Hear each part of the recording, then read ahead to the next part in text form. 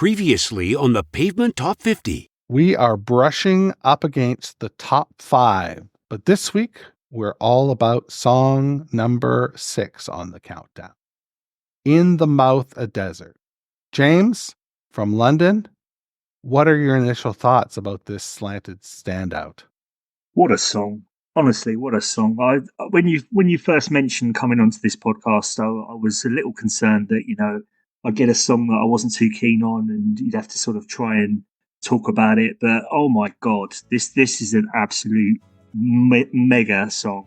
This is right up there in the canon. Hey, this is Westy from the rock and roll band Pavement, and you're listening to The Countdown. Hey, it's JD here, back for another episode of our Top 50 Countdown for seminal indie rock band Pavement. Week over week, we're going to count down the 50 essential Pavement tracks that you selected with your very own top 20 ballots. I then tabulated the results using an abacus and a 5'3" pole vaulter from Toadsuck, Arkansas. How will your favorite song fare in the rankings? You'll need to tune in to find out. So there's that. This week, I'm joined by Pavement superfan, Rohit from Mumbai. Rohit, how the fuck are you doing, man? Pretty good. Nothing to complain about. Life's been good. Life's been swell. So just a bit of background. Rohit and I met in Portugal, and we saw the Primavera concert, the Pavement reunion concert there. But then the next day or 2 days later, we went to the castled city, which I forget the name of right now. Sintra. That's right. We went and toured around that place, climbed up all sorts of hills, and holy shit, remember that? Those cars that we were driving in felt like we were going to fall out. Yup. That was a fun day.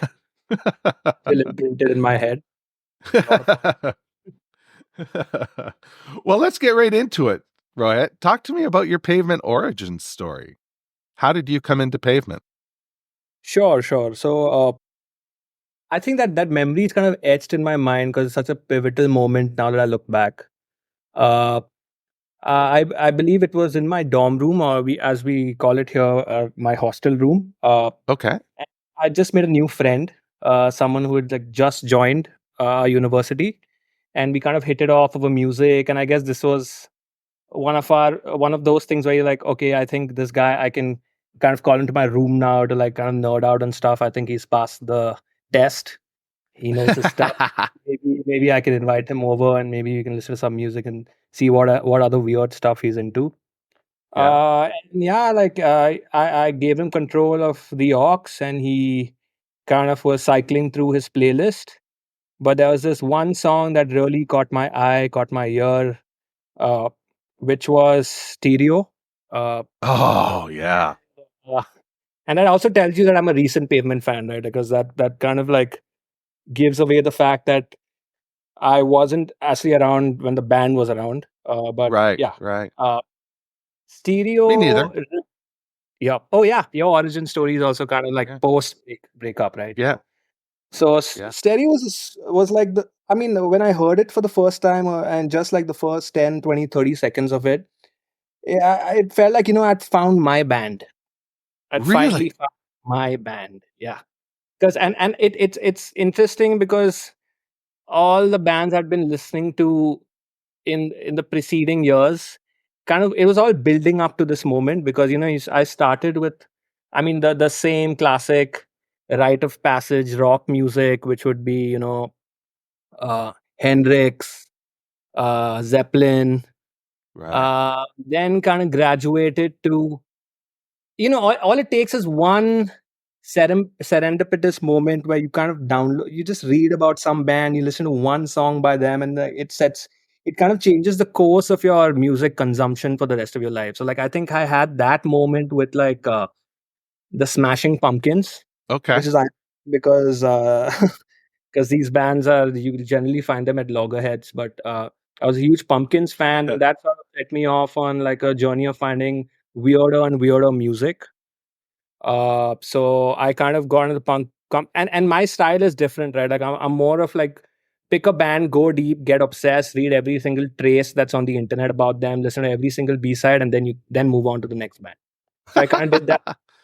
That's my style, and I kind of did that with the Pumpkins.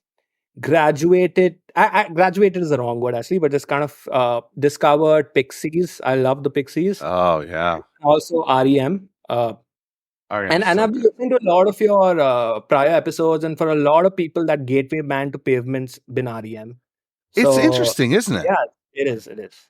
Yeah, I just Uh, talked to somebody the other day who I haven't posted the episode yet. Same right. thing. Two people. Yeah. REM. Yeah. Yeah. So yeah, Pixies, the same drill. Going deep, listening to everything, becoming obsessed. I had that with the Strokes, and I think going into college until I met this dude, I was still in my Pixies phase. Like I was Yeah. still in the whole Pixies phase. But I guess this was the next natural progression, right? Like the thing that was kind of missing to me was, I guess this is my first exposure to a band that seemed to not be taking itself seriously, It's right? Like yeah. you can kind of say that about the Pixies to some degree, but I mean, Black Francis is still a pretty serious guy. He's like a devoted songwriter. Like he practices the craft. You can see, but like the thing with Pavement is like these guys were like so effortlessly brilliant. And of course, there's a lot of effort that goes into that facade. But uh, I think my impression of them was that wow, these guys are. I don't even look like they're trying too hard, and yet they're able to churn out such beautiful, brilliant music. And another thing that kind of appealed to me about them, and you could say the same for all the other bands I'm listening to, but like especially this band, is that like it kind of tugs at emotions that are more complex than just the sad, angry, rage, lust, hate, that comes with the music you listen to when you're growing up or when you're young. Like those the conventional pop rock songs kind of tug at the same emotions, and like when you hit your like early 20s and stuff, you probably need a soundtrack that is more complementary to the complex range of emotions you feel on a day-to-day basis, right? Like, and I think this was like a friend I was glad to like take on board on that ride, basically. So that's my origin story. Started with stereo, soon went into the rest of the album, Brighten the Yeah. Corners. So we went to Gold Sounds. I think Shady Lane, the hits. Like Yeah. I feel like anybody who's kind of getting introduced to this band at this age or in this time, this era, yeah, more often than not, you'd find these to be their gateway tracks. And I think so. yeah, yeah. So for me, the thing is, I think that's another thing we share, right? Like I really love Terror Twilight. I was oblivious to the reviews, the bad press, the critique and stuff.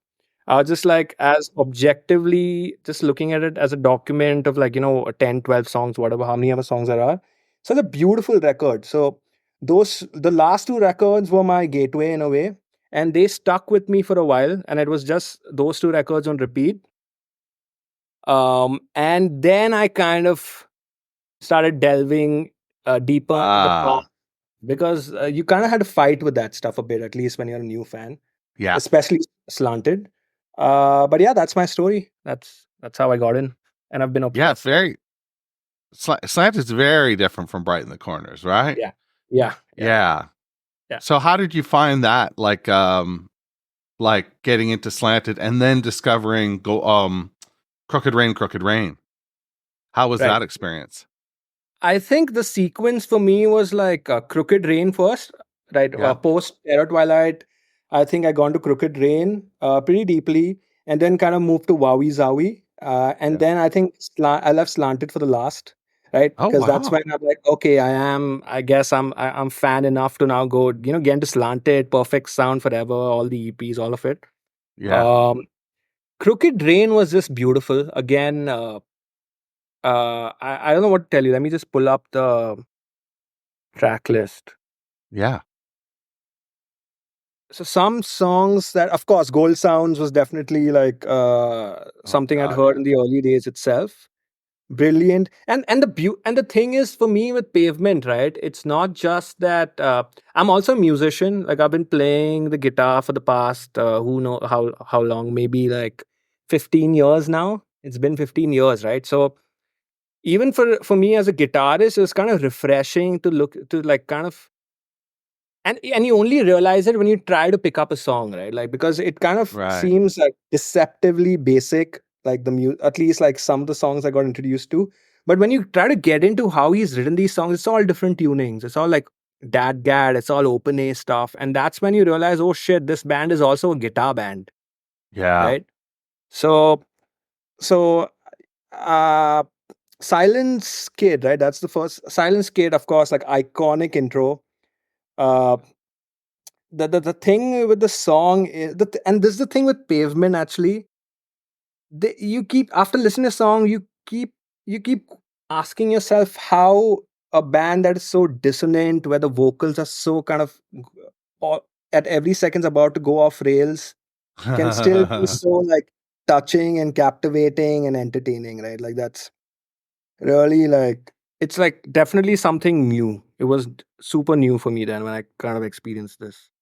That's what I felt too. It just felt like another world had been opened up, you know? Right. Because I And it think you really nailed it. I think you really nailed it when you said the effortlessness takes a lot of effort to keep up that Yeah, facade. it does. That's a great quote. Yeah. Yeah. And the thing is, like, it's your gate. If you find Pavement at the right time in your life and you're still young and impressionable, it can be your gateway to a lot of great poetry also for some reason. Like, you get into the whole, if you stick around for long enough, you will discover the Silver Jews. Yeah. And you get into the old Berman rabbit hole and you kind of like Yeah. read his poetry and you're like, wow, okay, these guys are also secret poets. Like, quit being humble, guys. Like, Yeah. you guys are They are they gifted, are humble though. multifaceted. Yeah, just and another thing I think that appealed to me about this band was they're such good dudes. They're such nice people, and Yeah. that's something that kind of resonated with me. It's not always that I go and look at a band because I'm a huge Replacements fan also, and Paul Westerberg is known to be quite the Prickly. troublemaker. Yeah. Yeah. But like the one thing that struck me about this band was like how wholesome they were. Like, Yeah. how often would you read about a band that kind of like that has been stalling studio sessions not to do drugs or get to play Scrabble? Like, I mean, and those stories are just like heartwarming weirdly. Yeah. So, what's your go-to record at this point? Do you have one? Oh, at this point, what I'm doing is I'm just like shuffling Okay. through the log. But I do go back very often to Brighton because that for me is like quintessential Pavement. It's basically Pavement's best parts distilled into one album. Uh, uh, like, minus all the jagged noise and stuff, like, which is Right. important for someone new to, for them to try to get into the band. So like, uh, Brighton is like a all-time favorite. Like, I don't think any other album's going to dethrone Brighton for me, just because it was my gateway, and I think it came out at a time. It was kind of before its time in the sense that rest of music had kind of moved on to other stuff. I don't want to say better stuff, but other stuff. But this album was still like, had it come out like say 2, 3, 4 years ago, it would probably been more ubiquitous. Uh, but I that's think cool. so. If this had followed Crooked Rain, I think we'd be on a different trajectory with Pavement. Yeah, yeah, yeah, yeah. You know, and then do Wowie Zowie for your fourth record once you're like really established. But hey, that's nitpicking. I'm glad they did what Yeah. they did. So let's Yeah. talk about your live experience. Oh yeah. You saw them in Porto. Had you Yup. seen them before that? I forget. No. So yeah, interesting story there, right? So I had given up on like the idea of ever seeing them live because I discovered them in 2016. Right. The last time that played was in 2010. Yeah. So like, I mean, it would have been foolish to hope that anything was going to happen anytime soon. But I was definitely a fan. So I was kept listening and kept following stuff, kept, checking on the Reddit stuff, reading literature about them online, like just as a normal nerd would. And one day, randomly, I think I saw a post on Twitter or Consequence of Sound, one of these two websites, announcing that Pavement's going to reunite again. Yes. And I was like, "Oh my god!" You can imagine, right? Like you're on the thick of your fandom, like the peak of your obsession with a band, and they've not been around for like close to a decade, and suddenly they reunite. So I basically, I think right then I went and booked the tickets, or maybe the next day. Uh, Thinking about the planning and stuff, I was leaving it for another time, but I had to like secure the tickets.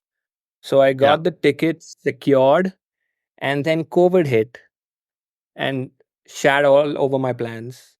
And it was still uncertain, right? So like, I think that what happened was they wanted, as any festival would, right? They'd want you to hold on to your tickets, so the lineup kept snowballing over the years, like so that you don't like give your ticket away or claim a refund. So I think we skipped it for 1 year, then the next year, and then finally somehow we got to see them in 22, right? It was Yep. 22. That's right. So it was a long time coming. It was a long time coming, and it was kind of a very happy ending, as you would know. Uh, so the the beauty about that festival was is like, so this lineup had snowballed to some different god level lineup. So you had like Tame Impala, you had Interpol, you had Back.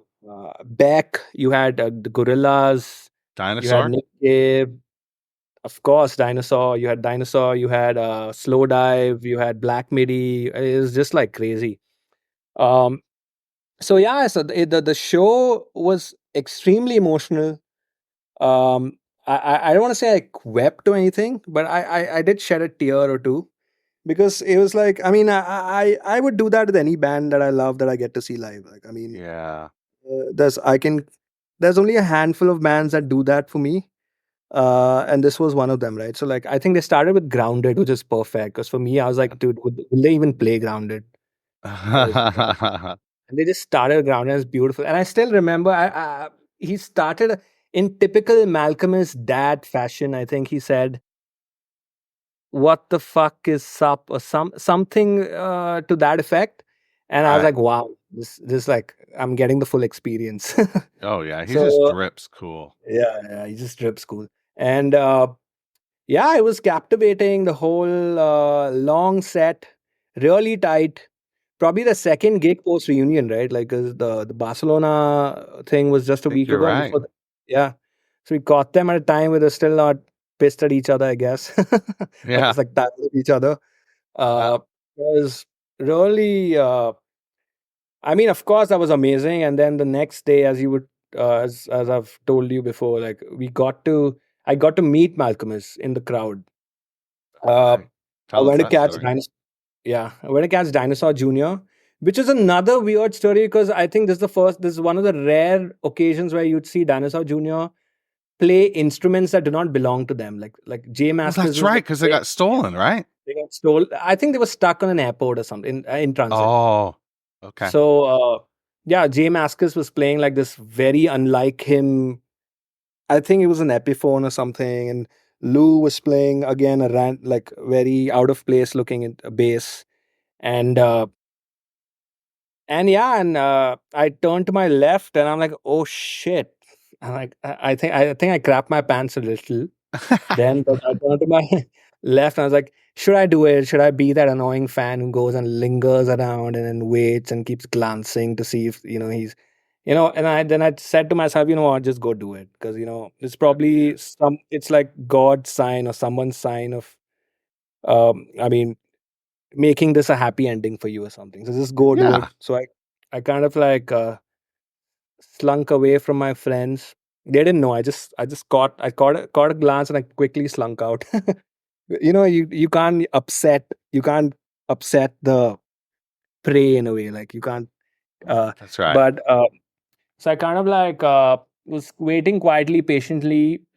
Even at that point, I was fine if it didn't happen. At least I got to see the back of his head.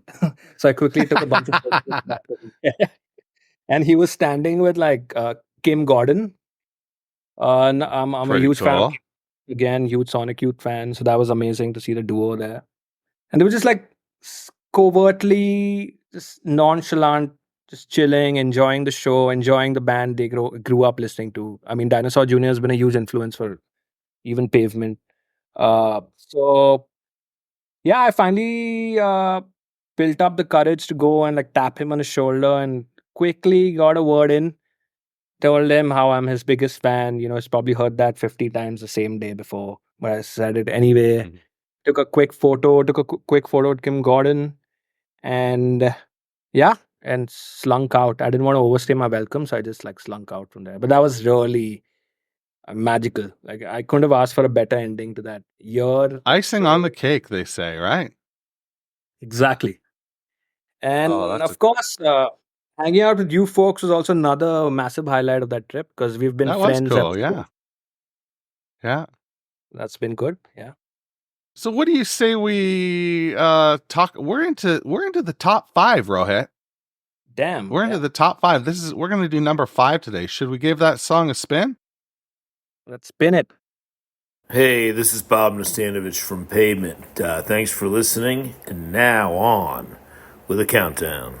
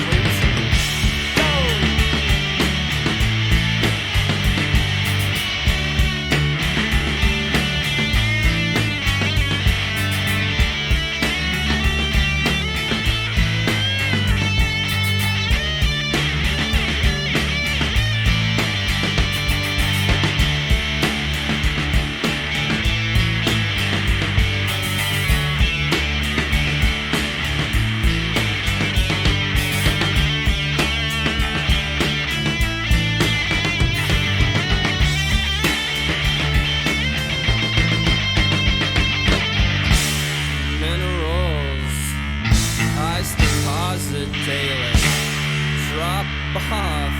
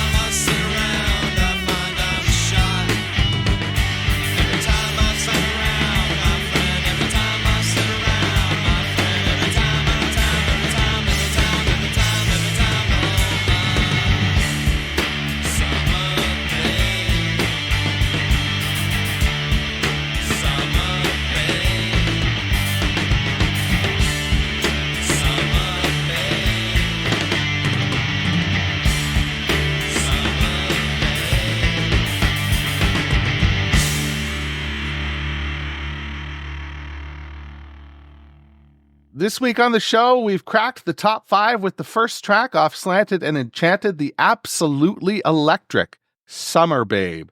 Rohit, what are your initial thoughts about this song? this is definitely one of those songs that I kind of dismissed as too noisy or maybe even too basic, if I'm being Okay. honest. Uh, Yeah. but then, yeah, it grew on me. Now I love it because it's one of the same things, right? Like you kind of don't even. And I think there's another dimension to appreciating the band if you're a guitarist, because the stuff he does with his guitar, it's kind of not. You can't just. It's not obvious. It's non-obvious stuff. Like so. Again, I got into like trying to pick this song up. It quickly dawned upon me that okay, this song is again one of those obvious sounding but not so obvious compositionally kind of songs. It's deceptive, right? Deceptive, yeah. Yeah. So I have this thing, so like as a musician, since I don't jam a lot with fellow musicians, I'm left my own devices most of the time. Yeah. I try to like pack in as many parts, like individual parts, into like just my playing. So for example, I'll try to pack in the rhythm and the lead uh into just me playing, because I have no one to trade licks with. So like Summer Right. Bay, one such song where like if I could just play it for you, right? Like Oh, that's cool. He's got his guitar, folks. one sec, yeah.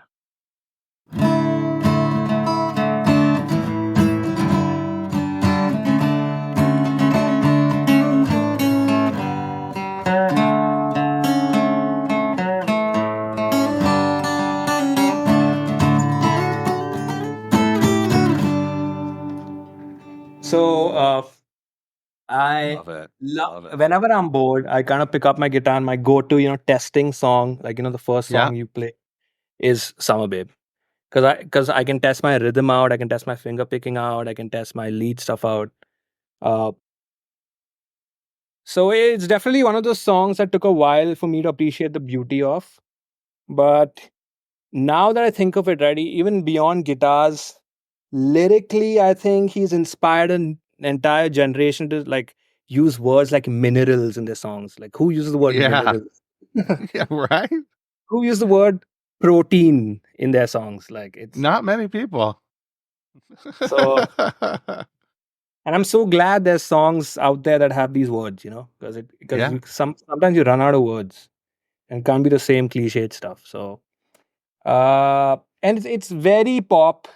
It's three simple chords, and I think it's three simple chords throughout the song. Right? It's just D, A, and G throughout, Really? and it's still so riveting. Yeah, Huh. throughout. Yeah, Like even for the uh, chorus parts. yeah, Oh, wow. and it's just Right. him going ape shit on the leads. It's lovely. It's lovely.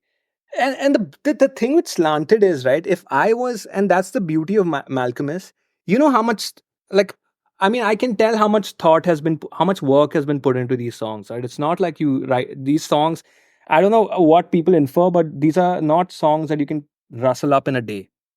No. There's a lot of thought been put into these songs, and he could have very easily been gone a bit easy on the fuzz and the noise, and like hiding it beneath layers of stuff and just laying it out there and having all the instruments like kind of shine in their full glory. But he still chose to mess around with it, obfuscate it, like kind of like there's some really good licks that are just like hidden beneath layers of noise. So like that kind of makes me respect him even more, right? Because he could have packaged it in a way that was not so hard on the ear, but he Yeah. chose to Yeah. keep it like stay true to his ideals or principles or whatever drove him to kind of uphold that lo-fi aesthetic and like put it out there. So that's pretty cool. It's just it's so fascinating for me to rewind like to 1992 in my head and just think about all the music I was listening to and how fucking different Summer Babe is from Yeah. everything else that was out at that time. It's so different. Because of course I was not alive then, but like for me it was more of like it's like maybe he was a bit it was a dig at all these grunge guys taking themselves too seriously or something. Like I I think kind of maybe. get that. You know what? I'm not going to take myself seriously, and I don't need to be a big pop star. Fuck Right. that. I think that Yeah. was the attitude, and I think they kind of stuck with it throughout, right? Like they've been pretty s- stubbornly indie throughout their entire career, right? Like And even in their heyday, right? Even when you see them perform at like the Tibetan independence thing, and they're sharing the bill with with massive bands, right? Pumpkins. You'd still see them, feature on like random alt compilations, like have open for random bands or play these very long tail niche venues. So like indie was definitely in their blood. Yeah. And it's like one of the few bands where they were not itching to go major.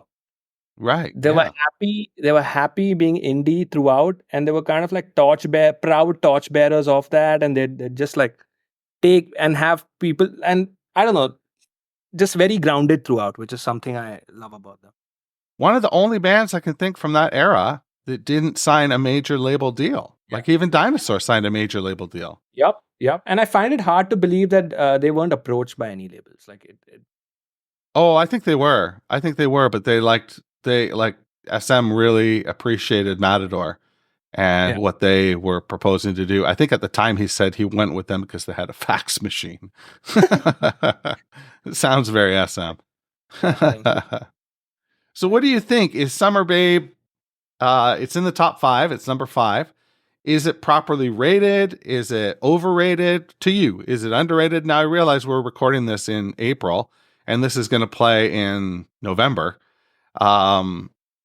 And you don't know the rest of the songs. So it makes it very difficult for you to, make this assertion. But I'm just wondering if you have any opinions on that. I mean, given the context, if you take the context out of the picture, you kind of like lay all the tracks down and kind of ask someone to pick the top 5, this probably might not figure on that list. But if you kind of look at it with context, which is like, back in 92, given all the other music that was playing, was around, you go to a record store, you pick up this record, you put it on, and I think, isn't it like the second track or something? What is it? It's first track. Summer Babe. It's the first track, right? Like, Yeah. and The first this thing is you what you hear. get to hear. Is this what you get to hear then in that time? Yeah. I would not be shocked if it was on a top 5 list, but Right. personally, given my origin story, it's kind of up there, but maybe not top 5. But I still love the song. Great song. Yeah. Well, Rohit, it's been wonderful talking to you today and reconnecting. I don't know if you want to play us out. Do you want to play us out? Sure. All right. Do you have any plugs before we? Is there anywhere you can get your stuff? Like, are you on Bandcamp or anything like that? I'm actually putting out music for the very first time. Awesome. It's still in the works. It's kind of done. It's now getting post produced and mixed and mastered. I don't know what I'm going to call it. I don't know where I'm going to put it. Uh, but I'll drop you a text when it's out, and you can tell your friends. Oh, sure. Yeah, that'd be great. You know what? I think I'm calling the project Grand Electric. So like, Oh, I love it. This, go ahead and Google Grand Electric, and maybe you might have to scroll through a bunch of pages because I might not be on top. But yeah, by November you will be. Fingers And crossed. one last question for you: are you going to submit a song for the pod list this year? Sure, yeah, I do have some up my sleeve. Sure. Oh, that would be awesome. Yeah. All right. So this is Rohit from Mumbai playing us out. Don't forget, everybody, wash your goddamn hands.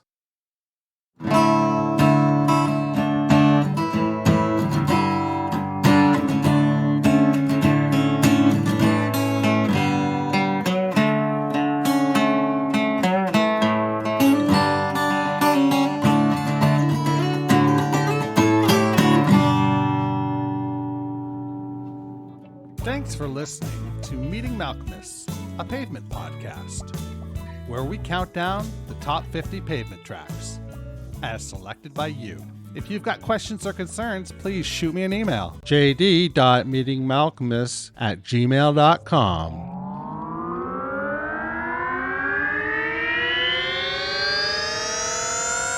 To podcasts and such.